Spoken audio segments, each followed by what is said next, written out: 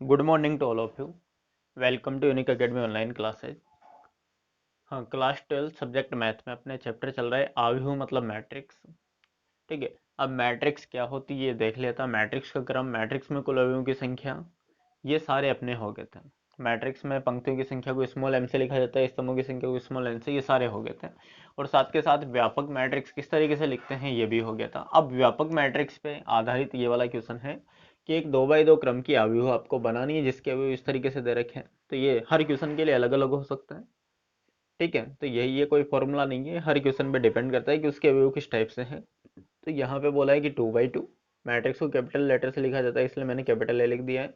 2x2 क्रम की व्यापक बनाने के लिए 2x2 मतलब दो तो पंक्तियां होगी, R1 R2, दो पंक्तियां मैंने बना दी है।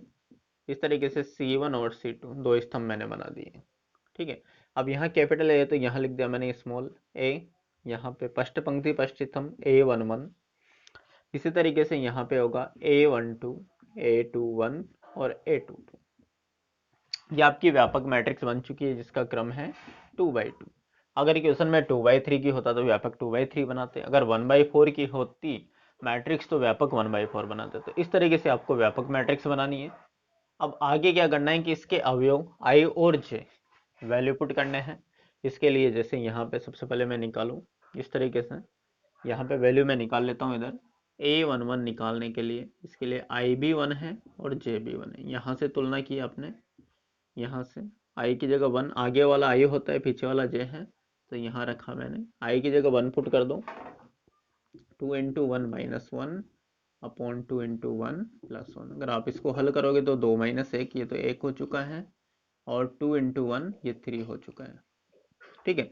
इस तरीके से A11 मेरे को मिल चुका है 1/3। अब नेक्स्ट निकालें A12, 2 इंटू आई की जगह 1 माइनस J की जगह 2।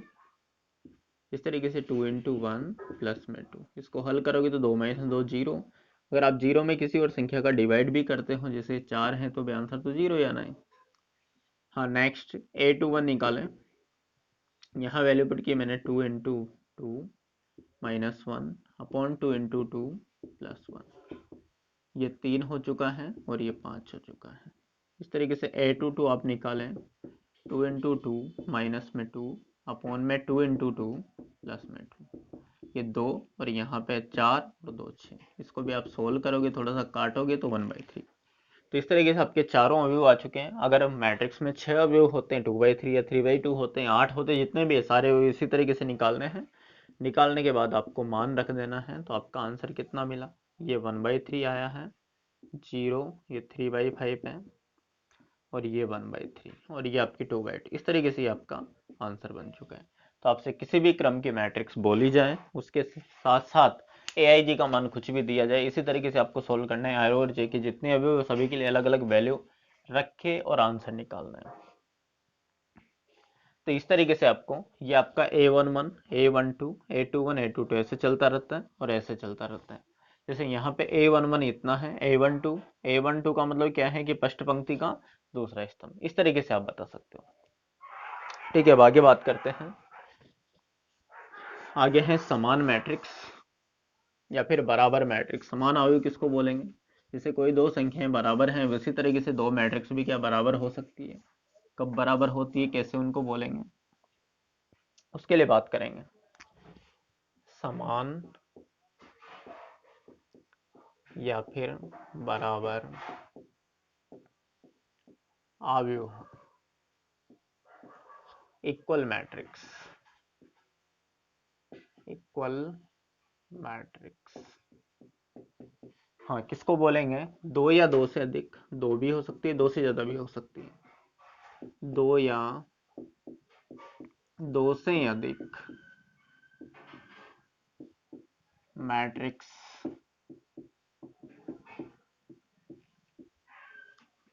समान होगी यदि। दो या दो से अधिक मैट्रिक्स को आप समान कब बोलोगे, उसके लिए फर्स्ट कंडीशन तो क्या है कि उनका क्रम समान हो, उनका क्रम समान हो। एक तो ये चीज होना चाहिए कि उनका क्रम समान होना चाहिए। सेकंड, उनके संगत अवयव भी समान हो। दो चीजें आपको चेक करनी है, भी समान हो।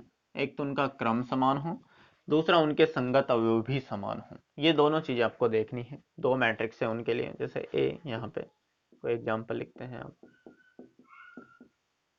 3 - 1 5 और 2। हाँ, बी मैंने लिखी है यहाँ पे 3 - 1 5 2 0 9। सी मैंने लिखी है यहाँ पे 3 - 1 5 और 2। और डी है आपके पास 3 - 1 5 और 2। यहाँ देखें इसका क्रम आप देख सकते हो, दो पंक्तियाँ और दो स्तंभ है तो इसका क्रम 2/2 होगा। यहाँ दो पंक्तियाँ तीन स्तंभ में 2/3 होगा। यहाँ भी 2/2 होगा और यहाँ भी 2/2 होगा। अब मैं यहाँ बात करता हूँ ए और बी के लिए। क्या ए और बी दोनों बराबर हैं? अगर बराबर हैं तो बीच में बराबर का चिन्ह लगेगा, और बराबर नहीं है तो यहाँ पे नॉट इक्वल मतलब बराबर नहीं का चिन्ह लगेगा। अब यहाँ देखें क्या ए और बी क्या क्या चेक करना है। एक तो उनका क्रम समान हो, क्या दोनों का क्रम समान है? ये 2/2 है, ये 2/3 है, तो दोनों का क्रम समान नहीं है, तो यहाँ ए आपकी बी के इक्वल नहीं है। दोनों चीजें सही होनी चाहिए। अगर दोनों में से एक भी सही नहीं है तो उनको बराबर नहीं बोलेंगे। तो दोनों के दोनों ही आपको देखने हैं, ए और बी। अब मैं देखूं ए और सी के लिए बात करूं मैं, ए और सी में आपको फर्स्ट देखना है कि क्या इनका क्रम समान है। ए 2/2 है, सी भी 2/2, तो क्रम तो समान है। साथ के साथ संगत अवयव, संगत अवयव का मतलब क्या है कि इस जगह इस कोने में जो अवयव लिखा है वो इसी के बराबर होना चाहिए। यहाँ पे ये तो बराबर है, लेकिन आगे चलें तो -1 और यहाँ ये दोनों बराबर नहीं है। तो अगर संगत अवयव भी बराबर नहीं है तो भी मैट्रिक्स बराबर नहीं होगी। दोनों चीजें सही होनी चाहिए, इसलिए ए बी सी के इक्वल नहीं है। अब देखें ए और डी में दोनों का क्रम समान है। हाँ समान है। संगत अवयव देखें, 3 की जगह 3 है, -1 की जगह 1 है, 5 की जगह 5, 2 की जगह 2 है। तो यहाँ पे ए और डी को क्या बोलेंगे कि दोनों बराबर है, बीच में इक्वल टू का चिन्ह लगा देंगे। इस तरीके से ए के साथ अब बी के साथ सी में देखें आप, दोनों का क्रम समान नहीं है इसलिए बराबर नहीं होगी।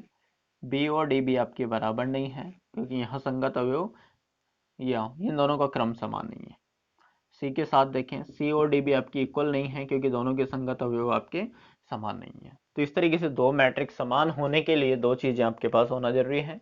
एक तो उनका क्रम समान हो, साथ के साथ उनके संगत अवयव भी समान हो। अगर आपके क्वेश्चन में पहले से ये दे रखा है कि दोनों मैट्रिक्स समान हैं, तो फिर आपको संगत अवयवों की तुलना करके जो भी आपसे वैल्यू पूछी उनकी वैल्यू निकालनी होती है। तो ये चीज़ आपको वहाँ लिखनी होती है कि दी गई मैट्रिक्स समान है। अगर समान दे रखी है फिर संगत अवयवों की तुलना करके आप आंसर निकालते हो। इसे देखते हैं क्वेश्चन।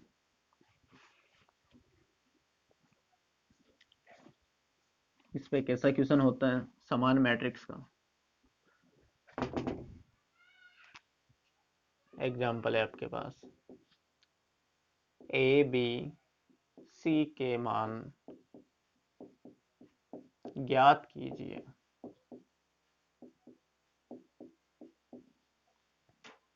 यदि दी गई मैट्रिक्स समान हो, समान हो या फिर बराबर हो। Find the value of ABC if given matrix are equal. अब मैट्रिक्स कैसे दे रखी है आपको, a -2 3 b इक्वल टू है 5 -2 c और 8। ये दोनों मैट्रिक्स बराबर दे रखी है तो पहले क्रम देख लें। क्रम दोनों का बराबर है 2/2 और 2/2।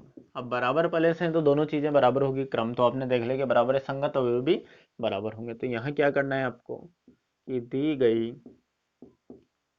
मैट्रिक्स समान, ये लाइन आपको लिखनी है हर क्वेश्चन में, समान है, दी गई मैट्रिक्स समान है, अतः संगत अवयवों की तुलना करने पर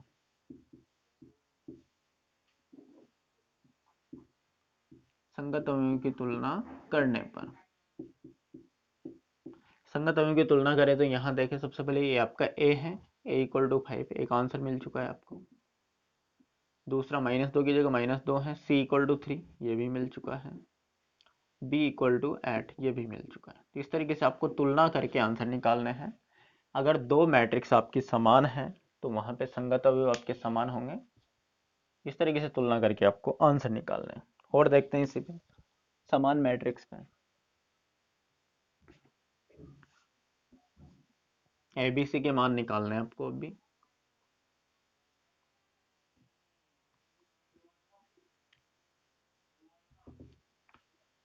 यहाँ पे आपको दिया है ए बी जो 8 दिया है, ए प्लस बी 6, सी -2 3 और 3। ठीक है, यहाँ भी वही आपके पास दोनों मैट्रिक्स 2/2 की हैं। यदि दोनों मैट्रिक्स समान है तो यही लाइन लिखनी है, दी गई मैट्रिक्स समान है तो संगत अवयवों की तुलना करने पर। अब मैं यहाँ से तुलना करता हूँ, ए बी की जगह 8 है तो ए गुणा बी, तो यहाँ पे 8 समीकरण 1 है। दूसरा सी की जगह देखें -2 है, ये -2, ये एक आंसर आपको सीधा मिल चुका है। 3 की जगह 3 है और a plus B equal to आपके पास है 6, समीकरण नंबर 3। अब एक आंसर तो आपके पास आ चुका है कि c इक्वल टू -2 है। अब यहाँ देखें आप, अगर समीकरण 1 और 3 को आप पूरे तरीके से हल करते हो तो ये समीकरण आपके पास द्विघात समीकरण बनेगी। और द्विघात समीकरण में आगे आपको हल करने का तरीका यही होता है कि दो संख्याओं को, मतलब दो संख्याओं का गुणा 8 है और जोड़ने पर 4 है, तो ऐसी संख्या आपको बतानी है। तो इस तरीके से तोड़ना होता है। तो यहाँ आप सीधा भी कर सकते हो कि दो संख्याओं को गुणा करने पर 8 मिले और जोड़ने पर 6 मिले, तो ऐसी संख्याएं क्या होती है, 4 और 2 होती है। तो a इक्वल टू 2 होगा तो b बराबर 4 होगा, या फिर उल्टा भी हो सकता है, a इक्वल टू 4 और b बराबर 2। और c का आंसर आपके पास वही है -2, अब भी है आपके पास -2। तो ये दोनों आंसर आपके पास पॉसिबल है, या तो आंसर ये होगा या फिर ये होगा, दोनों ही आंसर आपके हो सकते हैं। इस तरीके से आप समान मैट्रिक्स जो हैं उनमें अवयवों की तुलना करके आंसर निकाल सकते हो। आगे देखते हैं हम।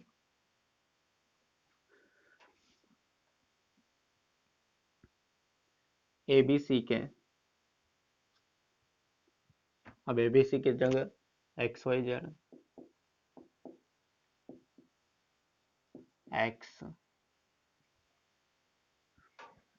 X plus Y, Y plus Z और -2। एक्स है आपका 9, 9 के आगे है 6, 3 और -2। ठीक है, यहाँ भी वही कि दोनों मैट्रिक्स आपके बराबर हैं 2/2, ये भी 2/2 है, अतः संगत अवयव भी यहाँ पे बराबर होंगे। तो वही लाइन लिखनी है आपको कि दी गई मैट्रिक्स समान है, दी गई मैट्रिक्स समान है, अतः संगत अवयवों की तुलना करने पर, की तुलना करने पर आप तुलना करें यहाँ से फर्स्ट, एक्स की जगह आपको सीधा सीधा दिख रहा है एक्स इक्वल टू 9, ये आंसर मिल चुका है आपके पास।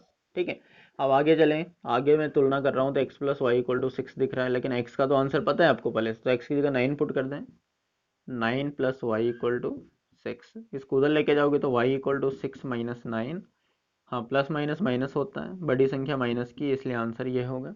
तो दूसरा आंसर ये हो चुका है। अब आगे चलें, y plus Z, Y plus Z equal to है 3, वाई की जगह वापस put -3 plus Z equal to 3, -3 को उधर ले जाओ, 3 प्लस 3, जेड भी आपको जो मिला है वो मिला है आपके पास 6। इस तरीके से -2 और -2 ये दोनों बराबर हैं। तो इस तरीके से आप अवयवों की तुलना करके आंसर निकाल सकते हो। आगे देखते हैं,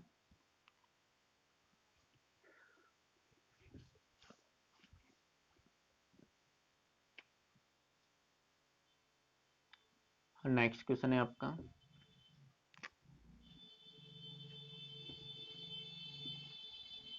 एक्स है अब आपके पास 1, 0, 5 और 4। अब यहाँ देखें आप, दी गई मैट्रिक्स में ये समान दे रखी है आपको, तो संगत अवयवों की तुलना करोगे आप, x का आंसर आपको 1 मिलेगा, फिर यहाँ पे 1 पुट करोगे तो 1 प्लस वाई इक्वल टू 0, तो y -1 मिलेगा। y के लिए -1 रखोगे तो -1 प्लस जेड इक्वल टू 5, तो आपको जेड मिलेगा 6। लेकिन ये आंसर आपके जो आंसर आए हैं ये गलत नहीं है, ये गलत है। क्यों है? क्योंकि यहाँ देखेंगे कि संगत अवयव देखें -2 आपके 4 के इक्वल नहीं है। अगर ये मैटर, अगर आप इन तीनों को बराबर भी कर दोगे तो भी ये अवयव कभी बराबर नहीं हो सकते, क्योंकि जो संख्या -2 है वो कभी भी 4 के बराबर नहीं होती है। तो इस वजह से यहाँ पे जो मैट्रिक्स दे रखी है वो आपकी मैट्रिक्स समान मैट्रिक्स नहीं है। अगर ये समान होती, मतलब एक्स वाई जेड की कोई भी वैल्यू आप यहाँ रख दो, -2 को 4 के बराबर नहीं कर सकते हैं, इसलिए ये मैट्रिक्स आपकी समान ही नहीं होगी, एक्स वाई जेड की वैल्यू पे डिपेंड नहीं है। इस वजह से यहाँ आप मान ज्ञात नहीं कर सकते, तो यहाँ क्या लिखोगे कि मैट्रिक्स दी गई मैट्रिक्स समान नहीं है, समान नहीं है, अतः एक्स वाई जेड के मान क्यों नहीं है, क्योंकि आपका -2 है वो 4 के इक्वल नहीं होता है, के मान ज्ञात करना संभव नहीं है, नॉट पॉसिबल, संभव नहीं है। ये पॉसिबल जब होता जब आपकी मैट्रिक्स समान होती, यहाँ मैट्रिक्स समान नहीं है इसलिए यहाँ पे मान ज्ञात नहीं कर सकते। हाँ, आगे देखते हैं हम। हाँ, बुक का कोई क्वेश्चन देखते हैं समान मैट्रिक्स में। आपकी जो समान मैट्रिक्स है उस बुक का कोई क्वेश्चन देखते हैं।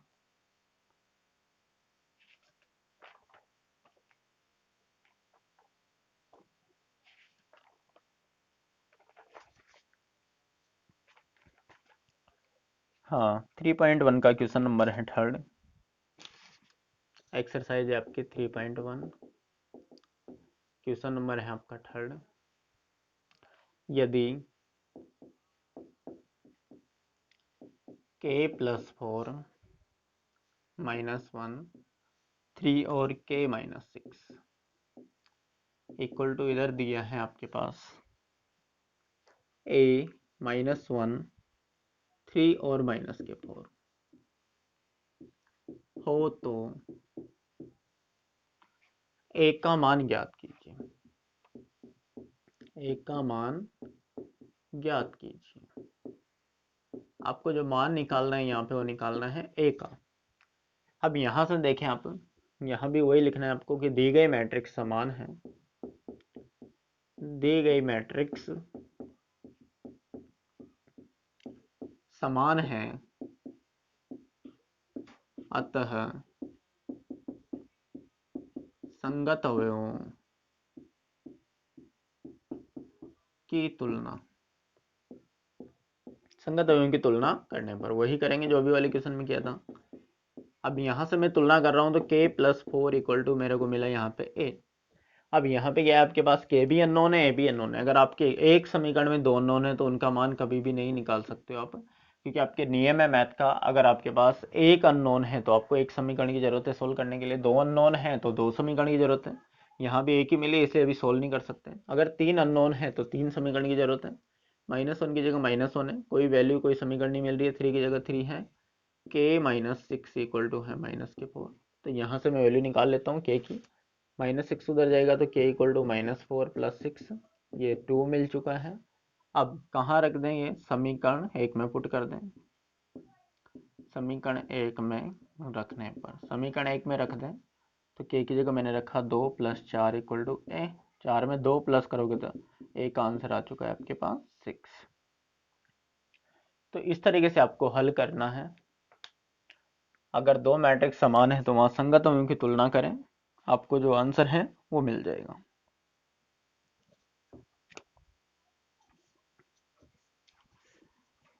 हाँ, अगर आप चाहो तो इस टाइप के क्वेश्चन आप ट्राई कर सकते हो।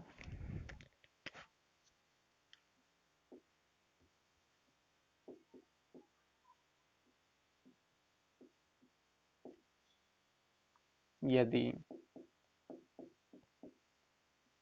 बिल्कुल इसी टाइप का क्वेश्चन है, 2x 3x + y, वही समीकरण है, आपको बना के हल करना है, 3y -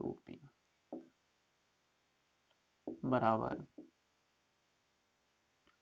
4 5 -4 -3 हो तो एक्स वाई जेड व पी का मान ज्ञात कीजिए। हाँ, इसी तरीके से एक और क्वेश्चन है समान मैट्रिक्स में x प्लस वाई आपको दे रखा है 5, y प्लस जेड दे रखा है आपको, x प्लस वाई 5 है, y प्लस जेड है 7 और x प्लस जेड है 6। तो ये भी दोनों बराबर हैं, तो आपको x y z फाइंड करना है। ठीक है, इसी तरीके से एक और कर सकते हो आप,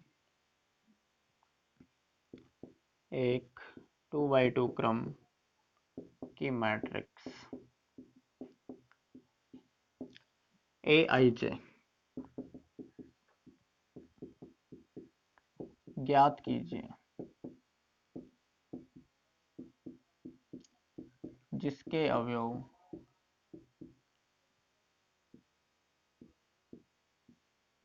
निम्न प्रकार हो।